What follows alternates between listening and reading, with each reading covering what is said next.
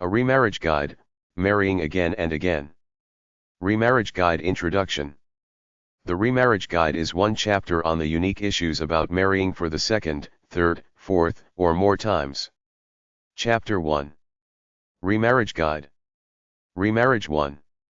Remarriage means you've been burnt once in the love game or your spouse died. Divorces which lead to what are unceremoniously called broken families are a fact of life.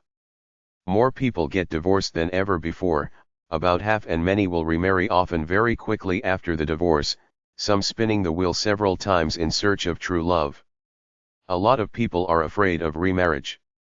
They feel they look foolish, too old, too burnt out, too foolish to be trying for romance again.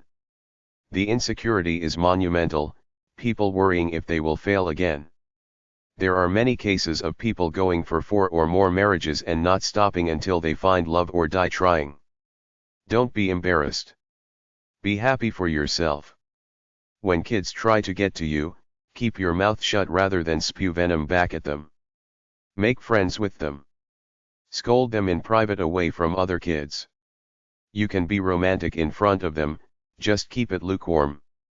Help your children adjust to their new life.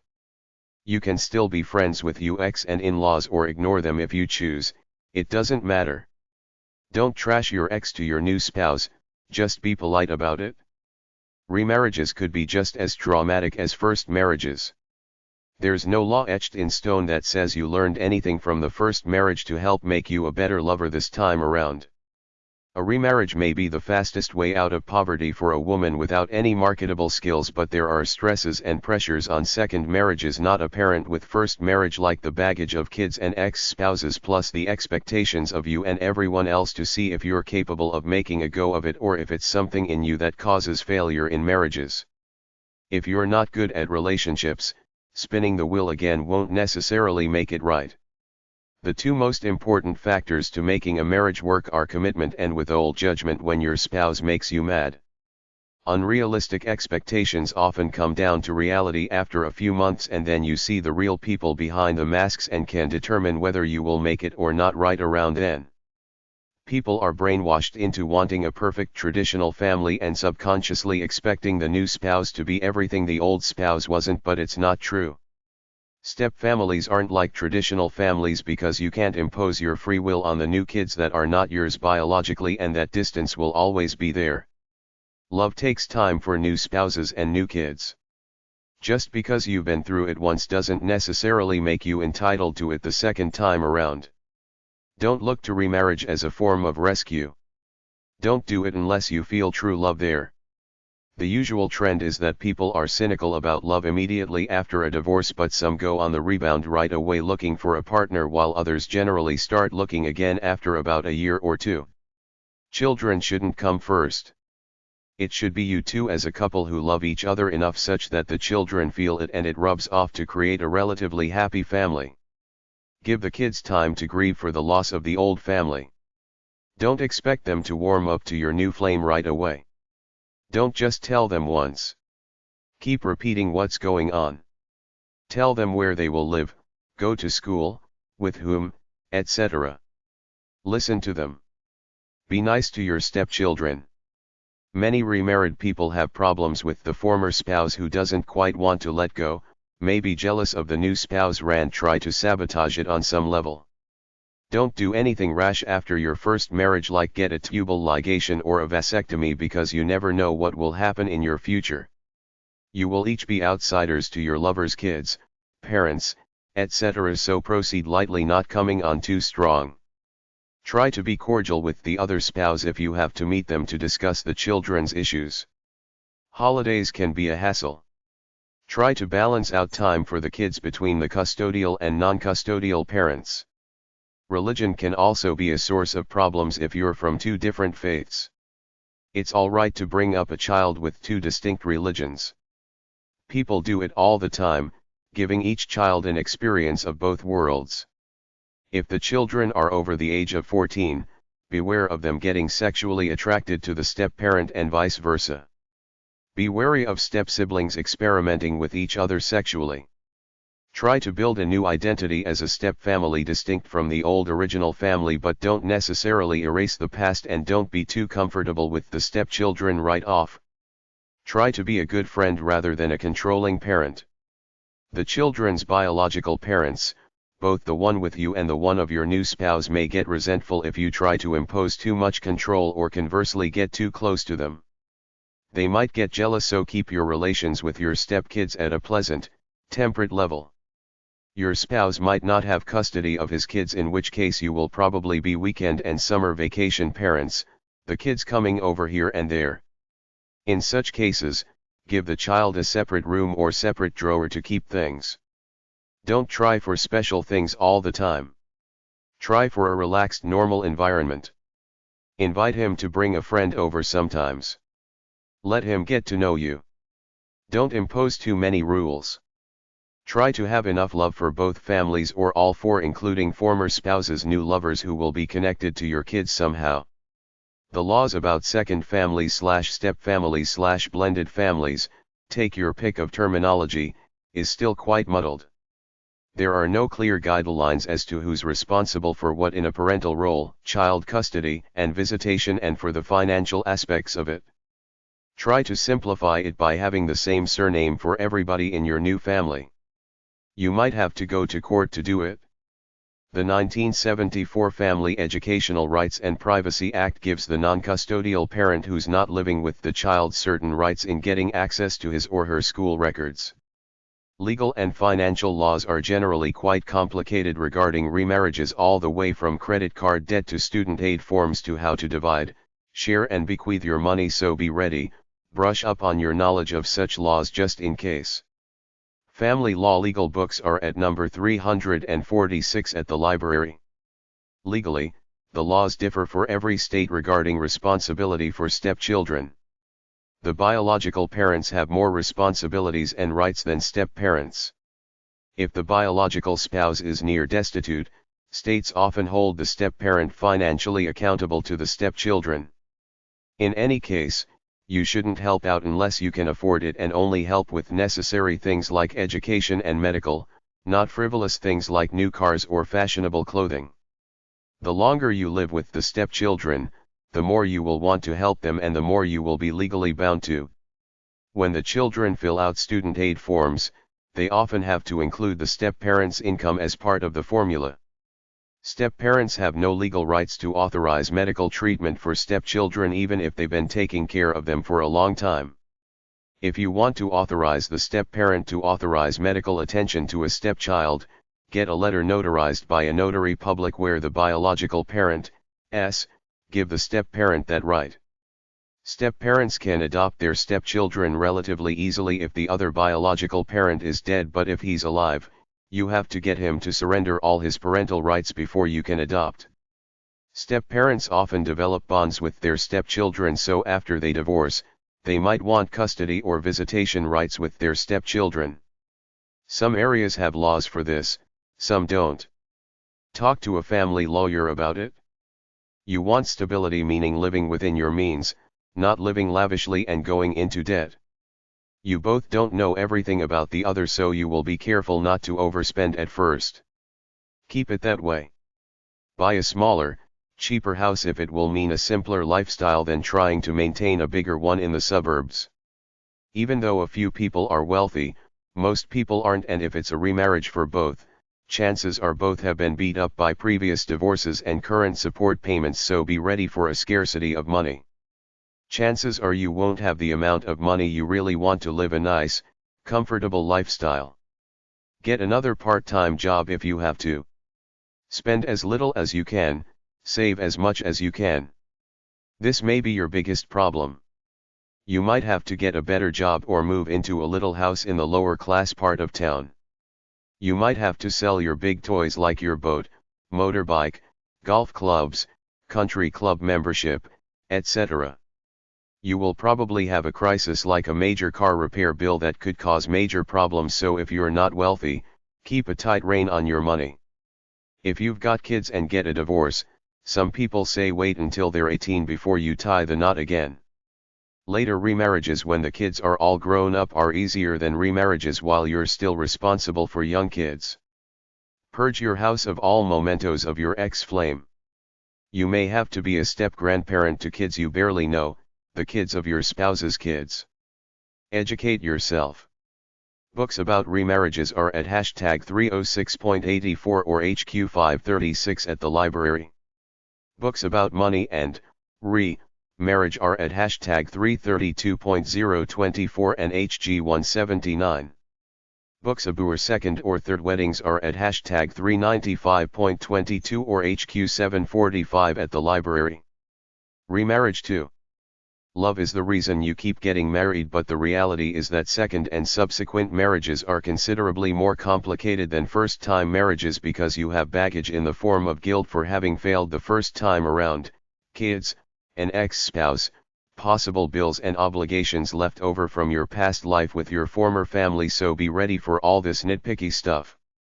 Some people say second marriages are better because you're presumably more mature, have been around once and know what you want, but despite all this lovey-dovey talk, the bottom line is always money unless you have more than you need. You're presumably more practical and not tied into all this passionate honeymoon stuff where you party away the time looking for the perfect feeling while the bills mount up, then reality hits.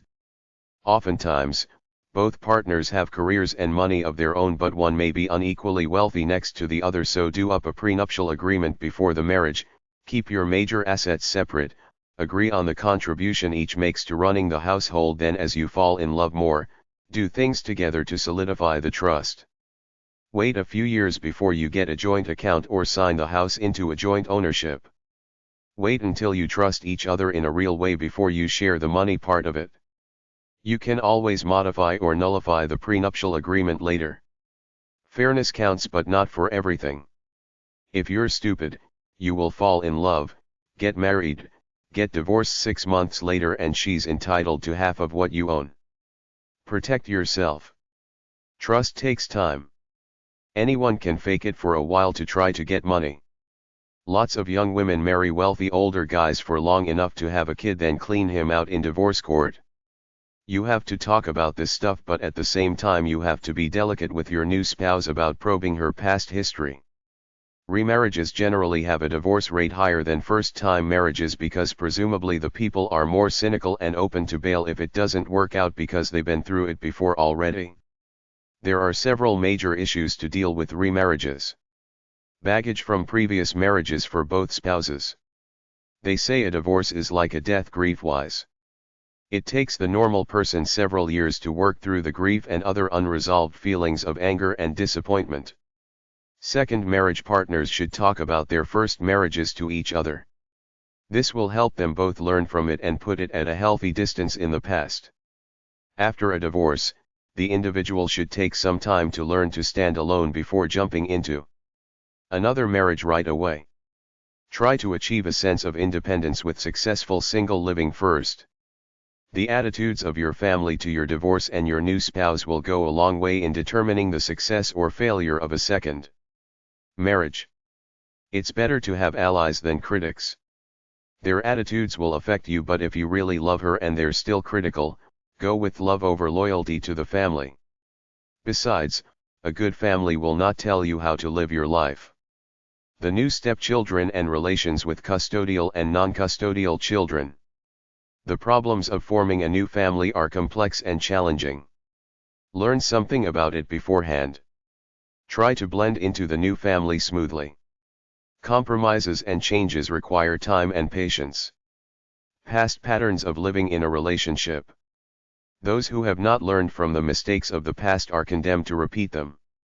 If you were a dud in the first marriage, there's no reason why you will not be a dud in subsequent marriages unless you make a conscious effort to learn and change. Identify and dealing with your negative behaviors. What did you learn about yourself from your divorce? Respect your one new lover's past. He or she has baggage as you have, including hurts and areas of sensitivity. Caring for each other does not mean ignoring these areas and expecting them to disappear, but gently learning about each other's pasts. This entails a willingness to listen to your lover talk about the past sometimes. Have realistic expectations. Don't expect perfection. Expect failures as you continue to feel your way through life, love, and marriage. We will always love imperfectly. This is life as it happens. Just because you are now a few years older does not necessarily mean you are wiser. Give your new spouse some space and make allowance for your former spouse being in your life because of finances, children, and in-laws. Whether custodial or not, the children of a former marriage play a big part in a new marriage.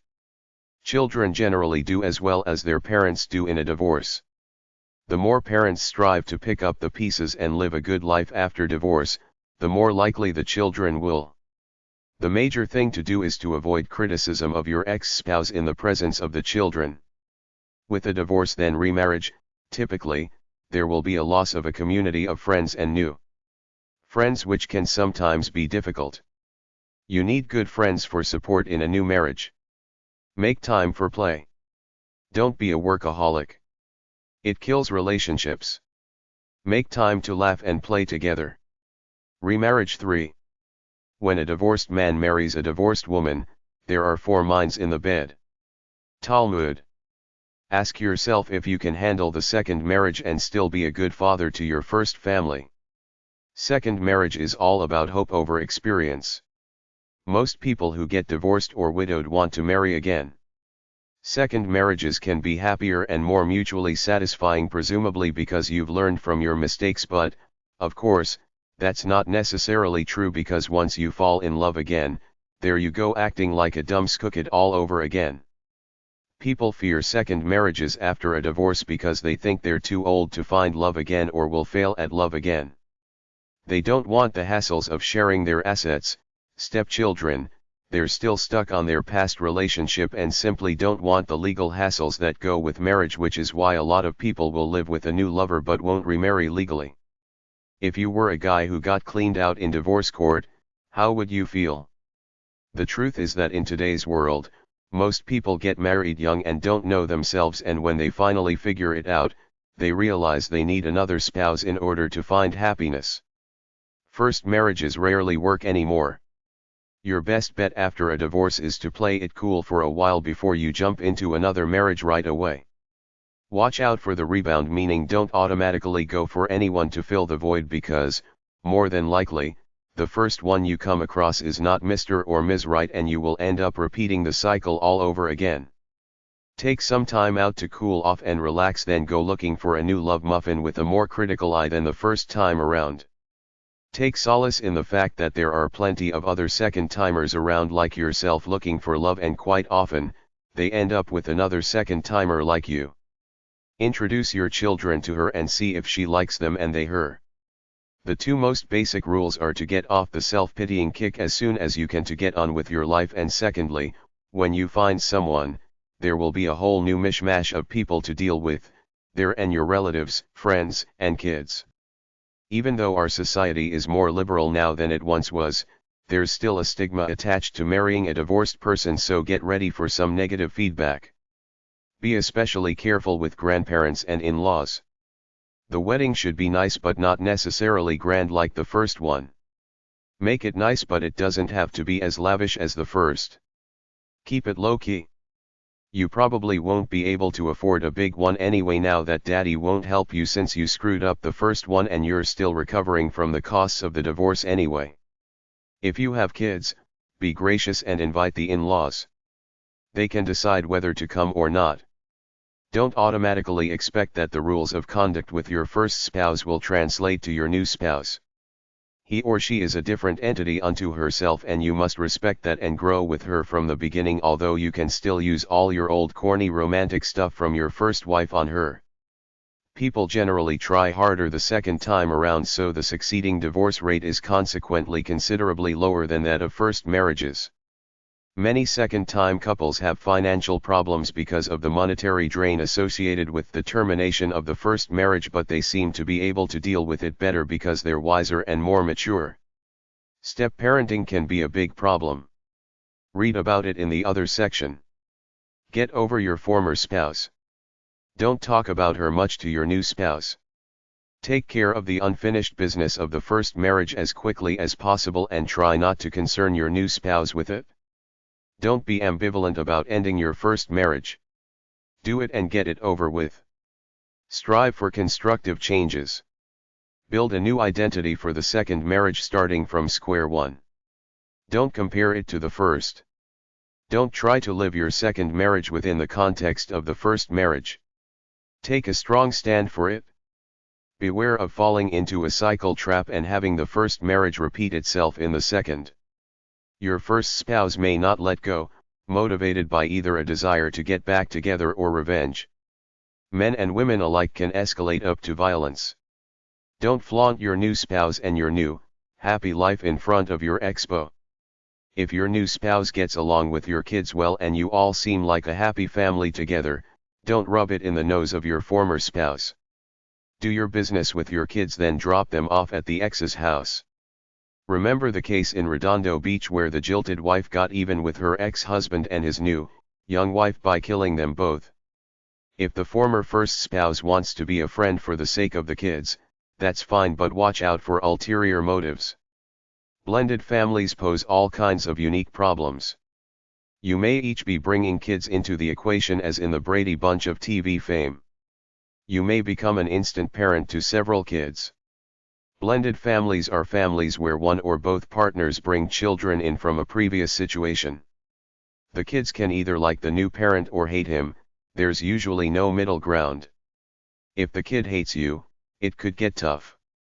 He sees you as a threat to the exclusive relationship he once had with his mother and he's jealous. Talk, friendship, and doing things together are the only generic pieces of advice I can give. You might have to grin and bear it and wait till the brat leaves at 18, or he might successfully destroy the relationship. Watch out. With step-parents, don't be phony, play it cool. Bribing kids with gifts always works, at least for a while. A dirty little secret for a parent with teenage girls is that the stepfather may try to have his way with them. It has happened many times before, and the wife turns a blind eye because she doesn't want to lose him. Second wives sometimes get a bad rap from the relatives and friends of the man who see her as an intruder and a home wrecker. Be ready for it. Give yourself time after a divorce before you remarry. Respect your new spouse's past. Make allowance for the ex-spouse, your spouse's friends, and the kids. Don't get surgically fixed too soon lest you divorce, remarry, and want your own kids.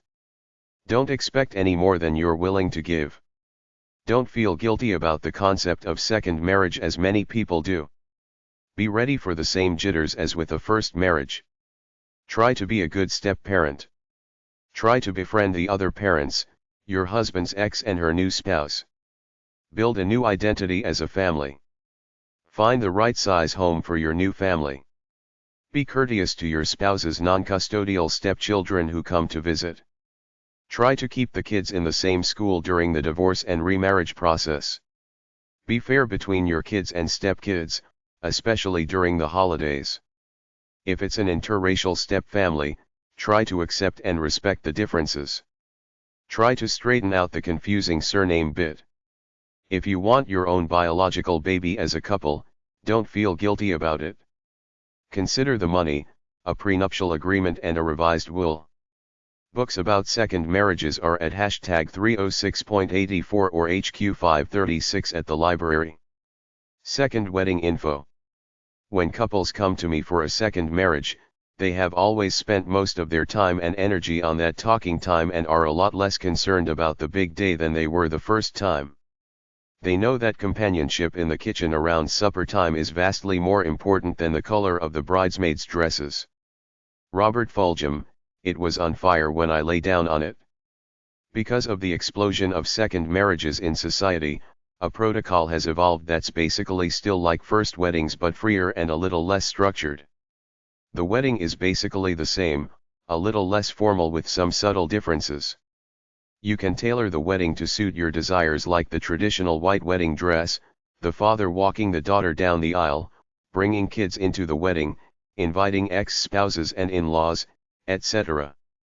If you're already established, don't start a gift registry. Keep the gift giving quiet and optional. The wedding could be exhaustive or simple. It's up to you. You can follow traditional protocol and make up your own rules since it's not your first marriage.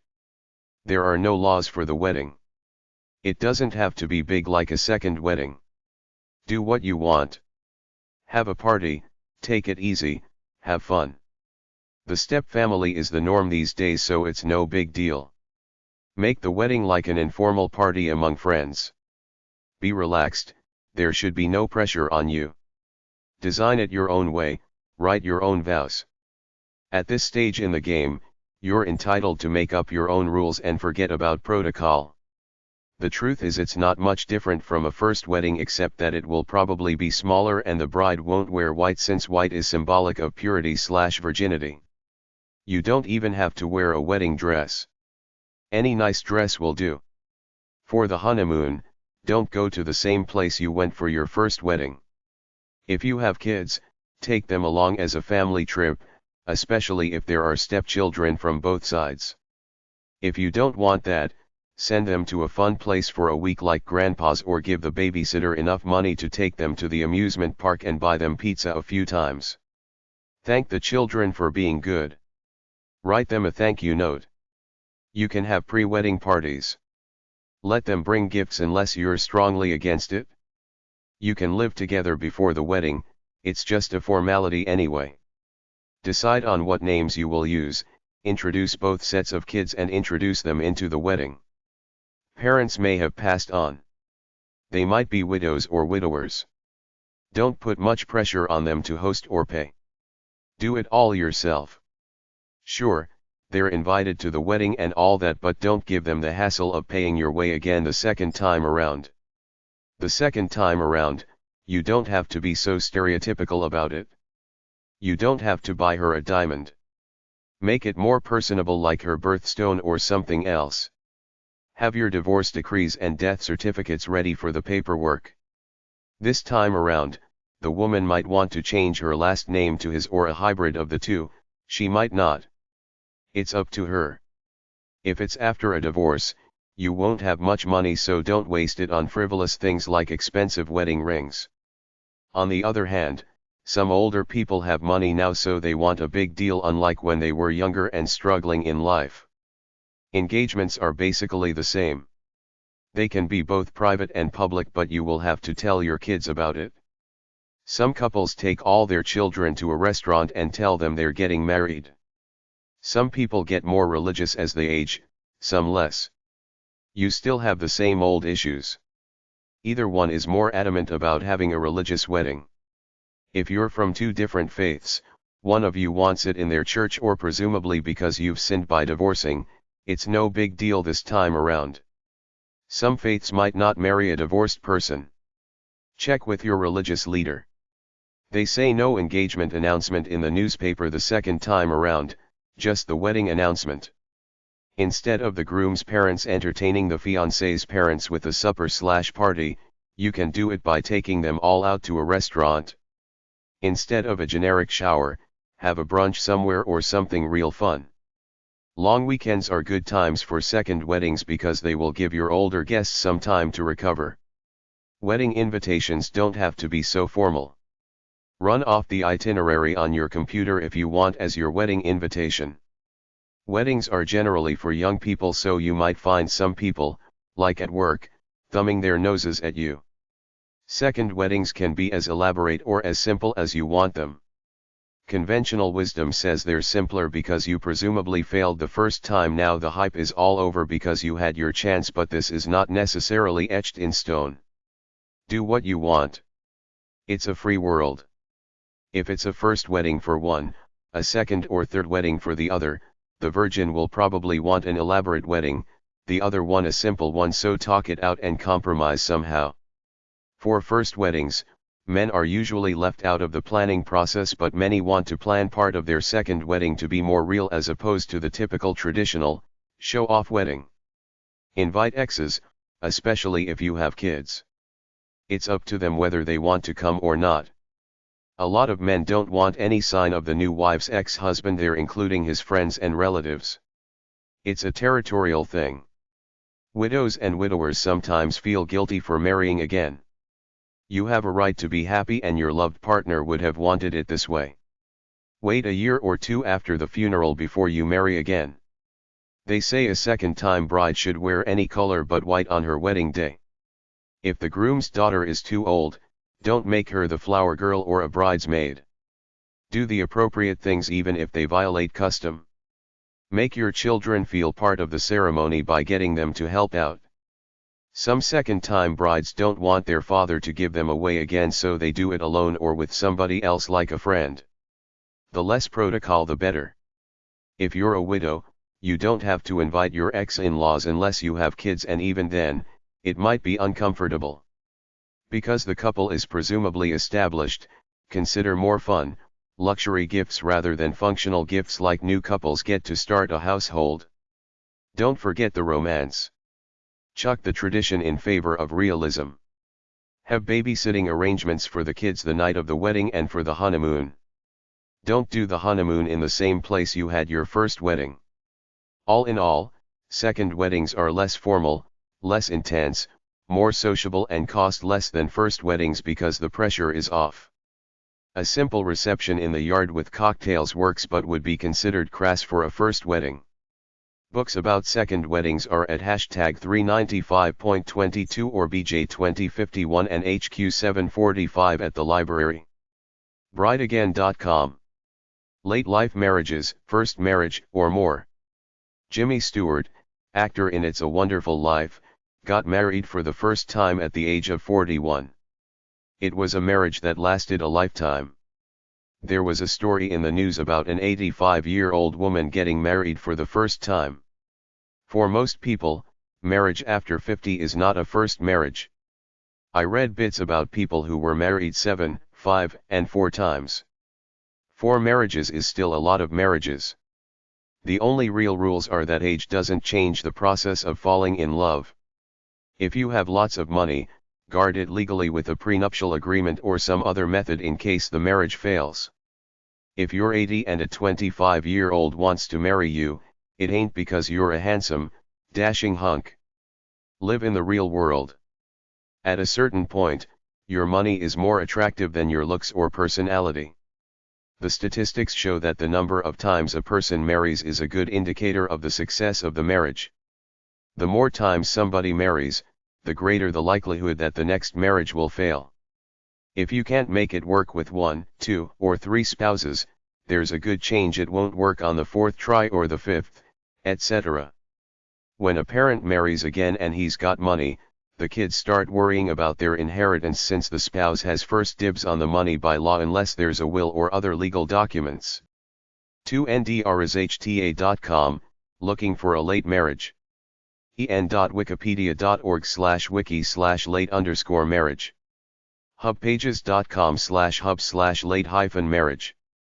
lifemarriageandkids.com. The money side of remarriage. Because you both may have assets, you may consider some kind of separate property/prenuptial agreement. Keep separate accounts and major assets separate at least for a few years until you're sure it's gonna last. You should each balance out the income situation in the home, i.e. both participate. Because it's the second time around for at least one of you, in all likelihood, you will have money problems due to the divorce, so don't take it lightly. Educate yourself about it. Make decisions together. Because you're both presumably older and wiser, you will probably balance out the responsibilities more so than a traditional marriage. If the woman works, she should keep her job and keep that part of her life despite the marriage. Above all, try to love each other more than you did during the first marriage.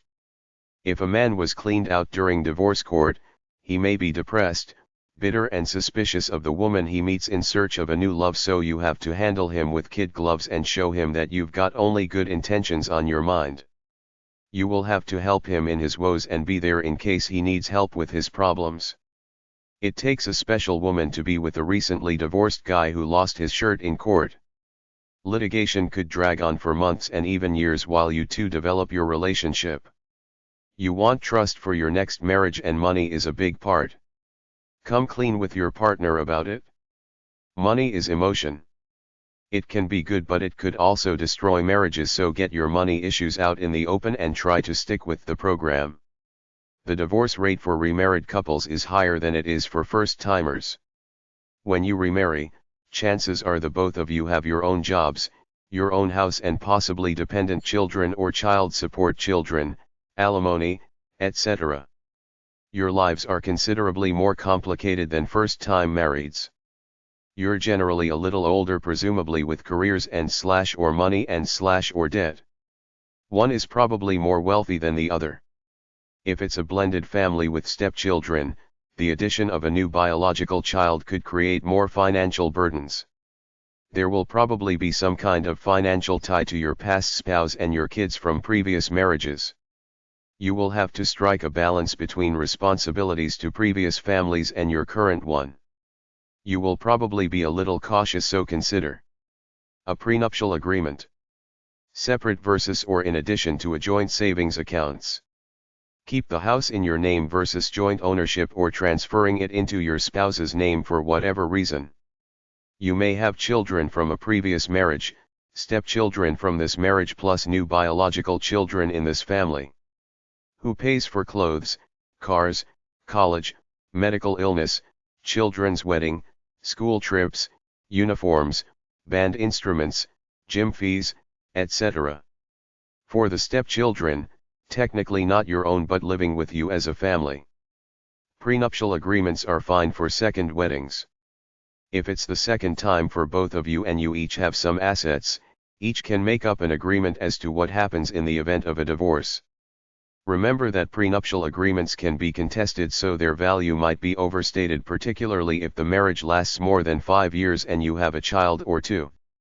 If you don't want to ask her to sign a prenuptial agreement because you feel embarrassed by it but want to protect your money, get as much as you can in liquid form and put it in an offshore account. It's a very tough call unless you have infinitely deep pockets. You want to be fair, but you're entitled to a life too. There are legal issues too. In some states, if you live with stepchildren, you have some legal responsibility for them. And then there's the question of time commitment. How much time do you spend with all these children, go on vacations with them, buy them things, etc. There are all kinds of little issues like whose TV will you use, what will you do with the spare one, whose bed will you use, and so on down the line. Some men don't particularly like the girl's frivolous home decor, so strike a middle ground when furnishing your new digs. You got remarried in the first place because you love each other, but finances play a big deal, particularly because each of you already has a financial history, either savings or debt.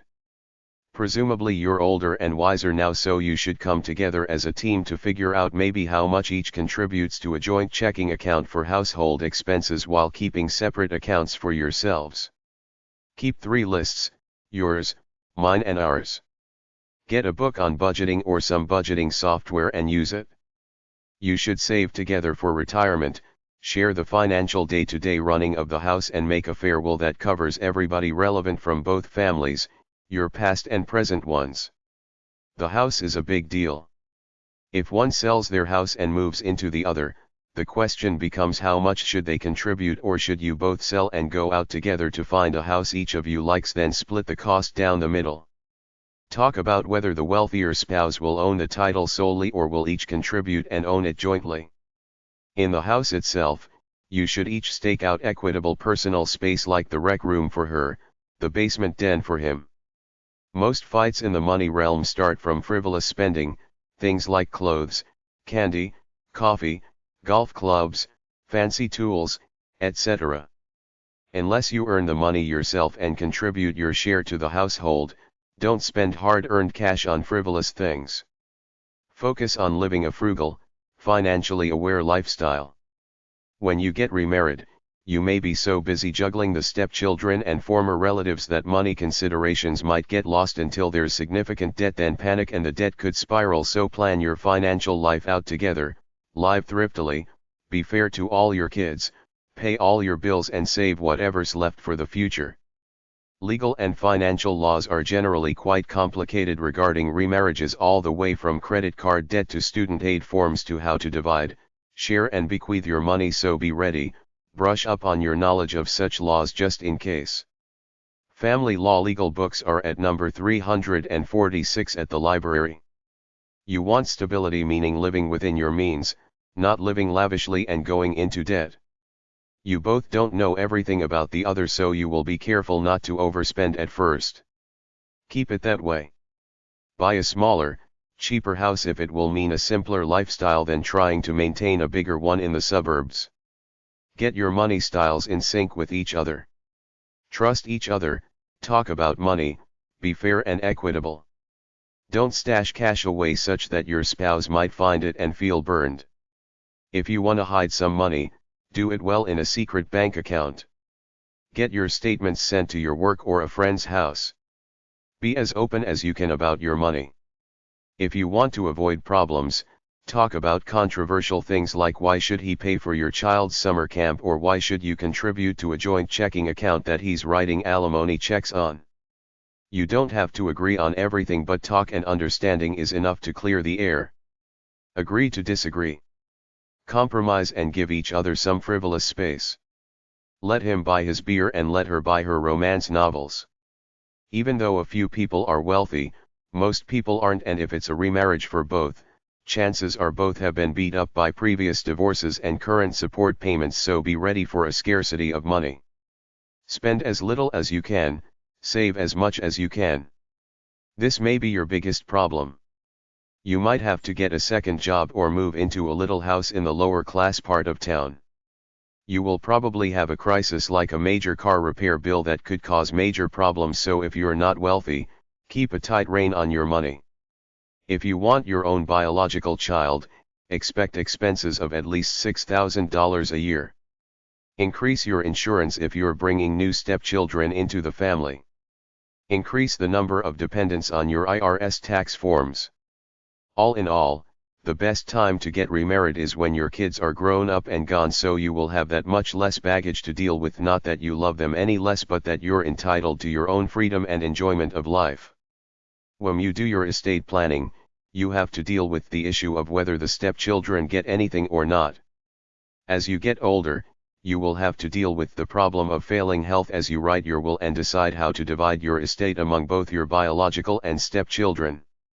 Resist the urge to leave everything to your wife because she might give it all to her biological kids and shut yours out.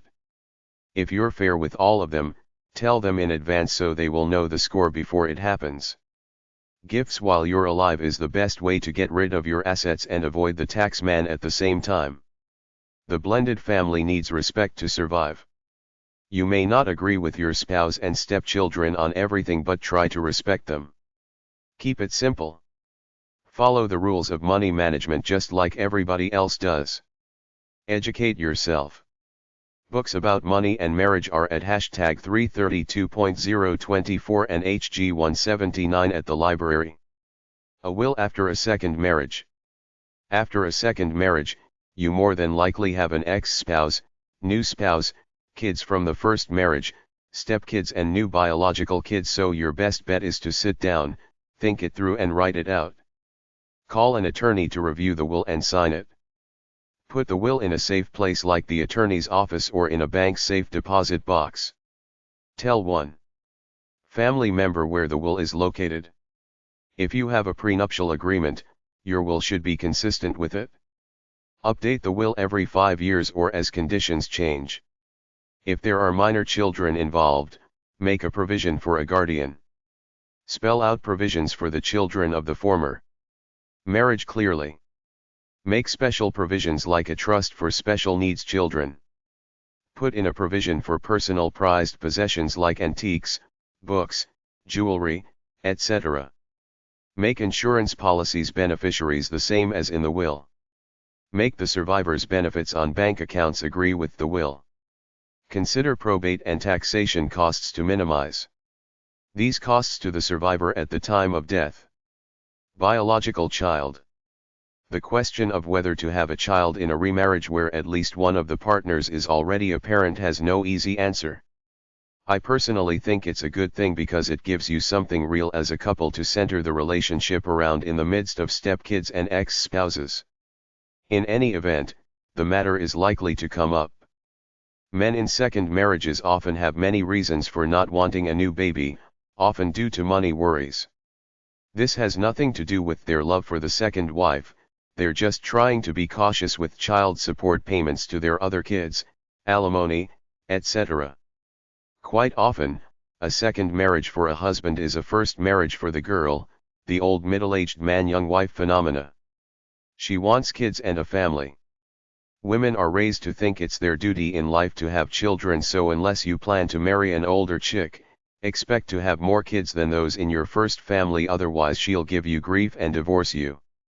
And don't get any vasectomies. There are no guarantees with vasectomy reversals. If you're getting impotent, freeze some of your sperm just in case. Remarriage websites. married_again/thoughts_married_again.php. abigails.org/divorce/remarriage.htm, after spouse abuse and remarriage. anabaptists.org/book/mdr/after.html, what the Bible says about marriage, divorce, and remarriage. brideagain.com. childsupport.com/link/secondmarriages.asp. desiringgod.org/library/topics/divorce_remarriage, against remarriage after divorce. divorce.city-lawyer.info/remarriage.html. divorce.him-city.com/remarriage.htm. divorceinfo.com/remarriage.htm. howtoremarry.com. remarriage.com. remarriage.org. remarriage.blogspot.com. remarriagecoach.com/index.asp. remarriagematrimony.com. secondmarriage.meetup.com. zondiirvin.com, remarriage after divorce in today's church.